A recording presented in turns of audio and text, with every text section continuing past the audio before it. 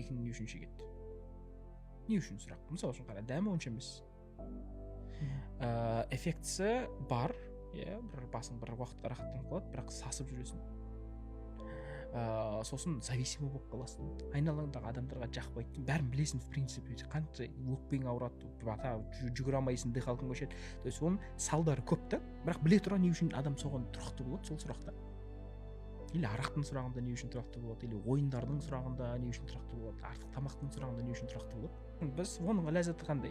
Сенің миыңдағы кашадан сен қашасың, кайф ләззат, уже бір точка бар сенде, сен уже босайсың. Екінші ләззаты бар, сен мысалы үшін арақты айтатын болсақ, сен ашығырақ сөйлейсің, ішінде бағанағы қалып кеткен эмоциялардың барлығы сыртқа шығара алады. Проблемасын ұмытасың, проблемаңды деген нәрсе оффер, предложение ретінде мощный оффер ғой негізі миға.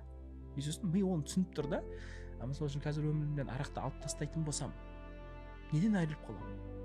Осы нәрсенің бәрінен айырылып қаласың да. Ал арақ қосатын болсам, бір ләззатқа келесің деген сияқты ұғым бар ғой. То есть болды, продано. Миға продано, арақ продано болғаннан кейін оның дәміне де салдарына да ішіне қарамай адам іше береді.